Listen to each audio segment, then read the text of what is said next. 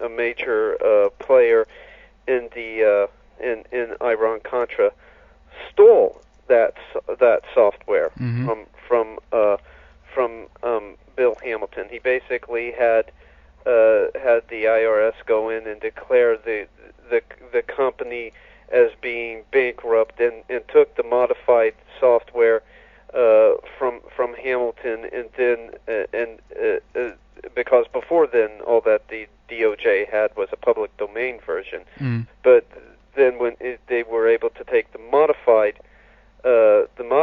promise, and then they promised that they were going to basically recognize Inslaw's proprietary rights to the modified promise, and then they didn't. They lied. They said, no, we don't recognize the proprietary rights to this enhanced promise. This is our software, and that software was then used. It looks like the evidence strongly suggests by Ollie North to track political dissidents here and abroad, and so the contragators, basically came up with a modern form of panopticism when they stole promise, and that's why we believe that contragator John Poindexter was brought in by the neoconservative controlled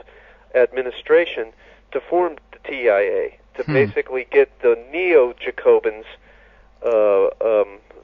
machine state up and running.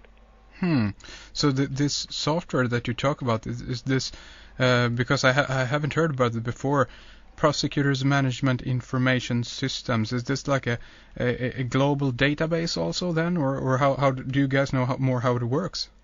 Well, what it could do was it could take blind data and basically transform that data into information. It could integrate all these different databases, and it could do this without any kind of reprogramming whatsoever. And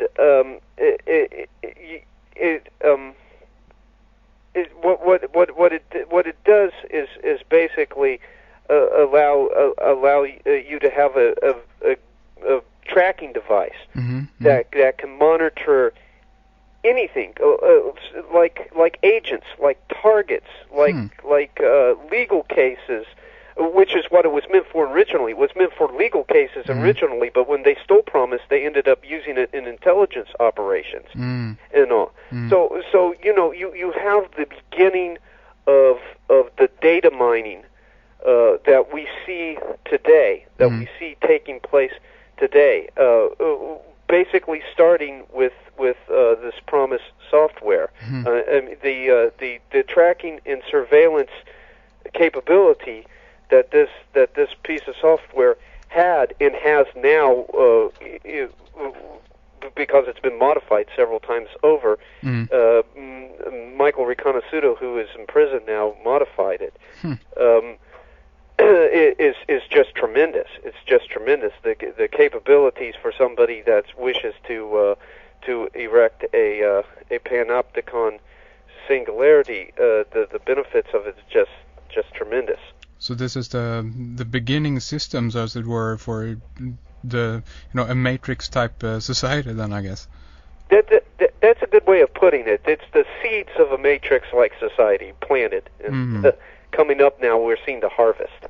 Very interesting. Yeah, guys, you mentioned also the eschaton, in previous reference to Gnosticism, and in that way.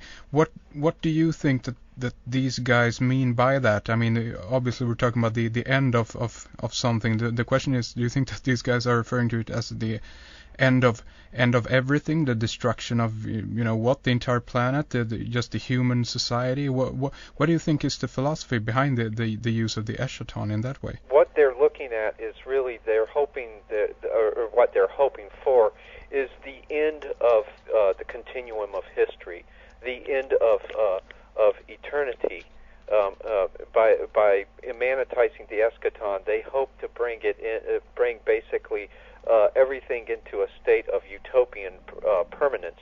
no longer having the flux of history to deal with, and being free to establish the societal configuration that they've envisioned. Promising also to monetize the eschaton will invariably get people to give you power, because you're promising something that the traditional faiths told you that you had to wait for until you died and went to heaven.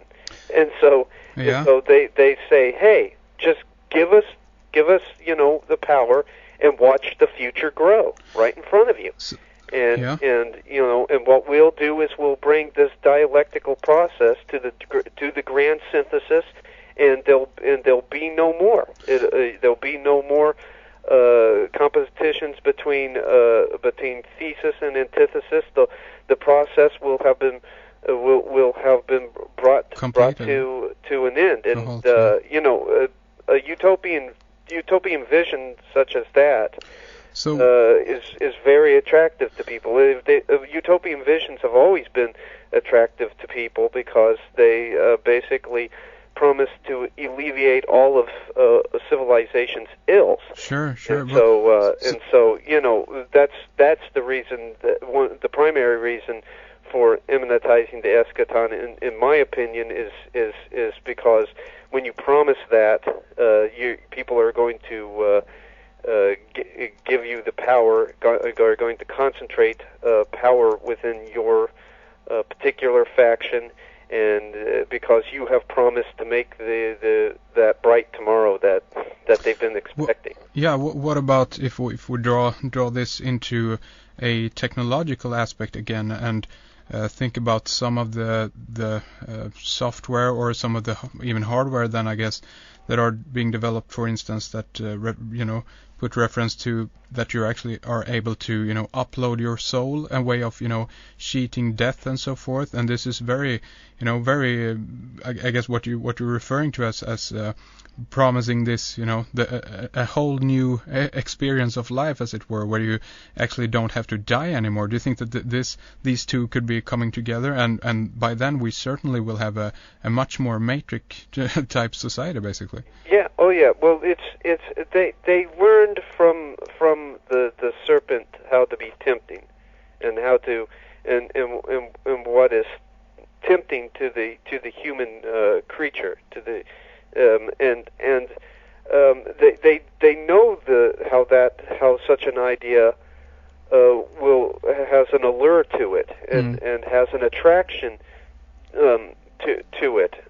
If you'll notice, one of the earliest attempts to basically depict what Adam Weishaupt had in mind, one of the earliest attempts to come up with a depiction of his idea of the machine invention, it was Fritz Lang's Metropolis. And Metropolis did not really paint it in all that too bad of a light. It made this idea very, very attractive to the common person. Yeah, basically, if you want to know how they view technology in a very esoteric context. Yeah. You take the word technology, and you derive from it the Greek word techne, which means craft, which of course craft has been associated with witchcraft.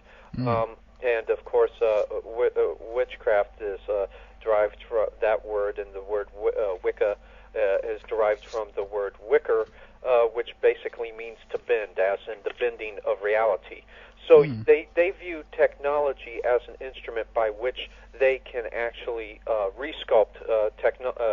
technologically resculpt reality itself. And this idea is really, really quite an old one. It sounds relatively new, because we think in our own chronocentrism, we think that technology is a relatively new development. But really, this goes back. I could trace it back probably further, but it goes back. I can trace it back to the 18th century Enlightenment again. Amongst the three pillars I mentioned, the three pillars of the Enlightenment, mainly being human reason, nature, and progress. Yeah. The reason for the bestowal of metaphysical primacy upon nature was because they looked at, the Enlightenment thinkers looked at nature as the sum totality of reality itself. And through the instruments of human reason, which bring about progress. By the way, progress was one of the chief cornerstones of the technocratic movement. It was one of the chief elements that they venerated was progress.